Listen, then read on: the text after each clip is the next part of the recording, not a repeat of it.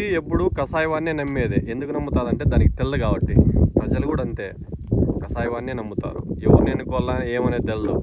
కానీ ఈరోజు మాటలు ఎట్లా ఉన్నాయంటే వాళ్ళవన్నీ బడ్జెట్ లేదు, జీరో ఉంది, అంతా నాకి పెట్టినారు. అవును, మనం ఎలక్షన్ మూమెంట్లో చెప్పాలి కదా ప్రజలకు. జగన్ విమర్శ చెప్పాడు అందరికీ.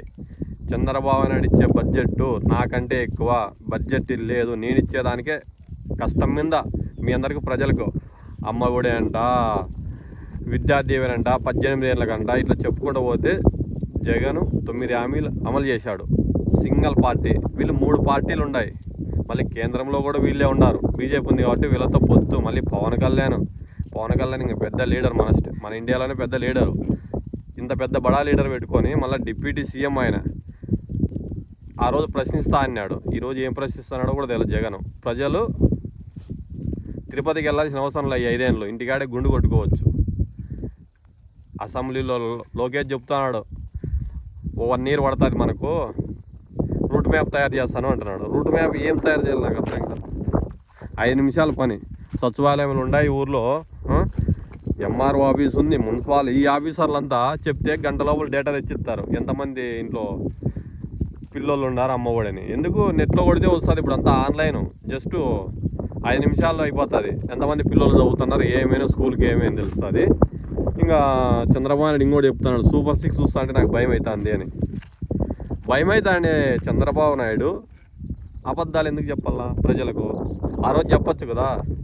జగన్ మరీ చెప్పాడు ప్రజలకు, ఎందుకంటే మోసపోకండి అని చెప్పాడు. కానీ ప్రజలు మహా తెలివైన వాళ్ళు కదా, డబ్బులు ఎవరు ఎక్కువ ఇస్తామంటే వాళ్ళకి వేస్తారు. ఇస్తాడా ఈడని ఆలోచించాలి కదా. 14 సంవత్సరాలు ఆల్రెడీ అనుభవించాం చంద్రబాబు నాయుడుతో. ఎందుకంటే ఈ వర్షాలు రాకోకుండా చూడండి, వర్షం అనేది ఎక్కడా లేదు. పైరు పెట్టే నాదుడే లేడు ఈ సంవత్సరం, ఎందుకంటే 60 రోజులు వర్షం రాక. కానీ చెప్పినా కానీ దరిద్రాన్ని మింద తెచ్చి పెట్టుకున్నారు ప్రజలు. కానీ వాళ్ళకు ఈ 5 ఏళ్ళు ఇప్పుడు తెలుస్తుంది. ఎప్పుడే కానీ లేబరు బయటికి రాకపోయి, ఈరోజు ఒకరు వెళ్తా అంటే 4 వస్తున్నారు ఊర్లో. అదే జగన్ ఉంటే ఎవరు కాళ్ళ మీద వాళ్ళు బతుకుంటారు కదా. 10,000, 15,000, 20,000 మగ్గం బిల్లు అంట, అమ్మఒడి అంట, ఇట్లా చెప్తా పోతా అంటే 18 ఏళ్ళు నిన్నోళ్ళకు, బీసీలకు, ఎస్సీలకు, ఓసీలకు, అన్ని క్యాస్టులకు న్యాయం చేసినాడు. కానీ మీరు అతి ఆశకి ఎప్పుడన్నా పోతే నిరాశ అని చెప్పారు పెద్దోళ్ళు. మన పెద్దోళ్ళు చెప్తానే ఉంటారు, అతి ఆశకి ఎప్పుడు పోకూడదు, అతి ఆశ పడితే సర్వం నాశనం అయిపోతాము, రోడ్డు మీద పడతామని చెప్పారు. కానీ జగన్ మరీ చెప్పాడు, చంద్రబాబు నాయుడికి ఓటేస్తే మెయిన్ వర్షాలు రావు, ఏ పథకం కూడా అమలు చేయలేడు, నా వల్లే అవుతుంది. ఏ పథకమైన ఏదైనా కేంద్రాన్ని భయపడగలంటే జగన్ వల్లే అవుతుంది. కానీ వీళ్ళకి ఈరోజు ప్రత్యేక హోదా వస్తుంది. ప్రత్యేక హోదా ఎందుకు అడగలేరంటే ప్రజాసేవ చేద్దామని ఎవరు అనుకోరు. మా జగన్ ప్రజాసేవ చేయాలనుకున్నాడు, కానీ ప్రజాసేవ చేయని వాళ్ళని దింపుతారు. మంచి వ్యక్తికి ఎప్పుడు న్యాయం చేయరు ప్రజలు. ఎందుకంటే జగన్ మంచి చేస్తా పేద బిక్కికి, నా ఎస్టీ, నా బీసీ, నా ఓసీ అన్నందుకు జగన్కు మీరు మంచి కిరీటం పెట్టారు. కానీ జగన్ ఈ ఇయర్ ఎక్కింటే మనకు ప్రత్యేక హోదా వచ్చు, అన్నీ వచ్చు. కానీ ప్రజలు తిని అన్నంలోకి మన్నేసుకున్నారు. ఇంకా 5 ఏళ్ళు అనుభవించక తప్పదు. మంచి అభివృద్ధి టైంలో చెప్తా అంటారు, ల్యాండ్ టైటిల్ పెట్టిండేది ఎవరు? Central government.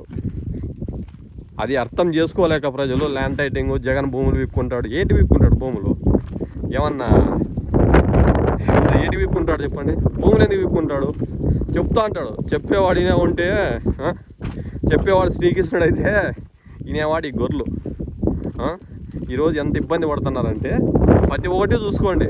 ప్రజలకి ఎంత ఇబ్బంది అంటే, ఇబ్బంది ఇట్లని కాదులే, చాలా మంది సంసారాలు జరిగేది బరువు అవుతాయి. కొంతమంది బీదోళ్ళు ఉంటారు, వాళ్ళకు 10,000 ఇస్తే తోడవుతుంది. వాళ్ళు డైరెక్ట్ పని పోలేరు కదా, లేబర్ పనికి ఏదో 20 రోజులు పోయి 10 రోజులు ఫ్రీగా ఉంటారు.